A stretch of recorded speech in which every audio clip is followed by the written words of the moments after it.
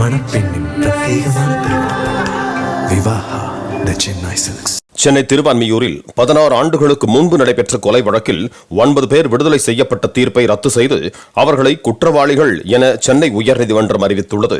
கடந்த 2010ஆம் ஆண்டு ஏழுமலை என்பவர் தனது வீட்டு முன்பே ஒரு கும்பலால் வெட்டிக் கொல்லப்பட்டார். இந்த வழக்கில் கைதான 16 பேர் போதை ஆதாரங்கள் இல்லை என்று சென்னை 7வது கூடுதல் அமர்வு நீதிமன்றத்தால் 2017இல் விடுவிக்கப்பட்டனர்.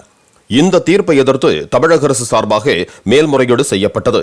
வழக்கை விசாரித்த இரு நீதிபதிகள் அமர்வு கொலையை நேரில் பார்த்த ஏழுமலையின் மனைவி மற்றும் பிள்ளைகளின் வாக்குமூலங்கள் மிகவும் நம்பகத்தன்மையுடன் இருப்பதாக கூறினர். சிறிய முரண்பாடுகளை காரணம் காட்டி திட்டமிட்டு கொலை செய்த கும்பலை விடுவிக்க முடியாது என்று கூறி முந்தைய தீர்ப்பை தவறானது என நீதிபதிகள் அறிவித்தனர்.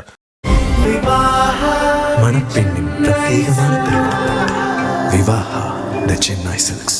பிளே ஸ்டோர் மற்றும் ஆப் ஸ்டோரில் இருந்து பாலிமர் செயலியை QR கோடு மூலம் பதிவிறக்கம் செய்யுங்கள். செய்திகளை உடனுக்குடன் பெறுங்கள்.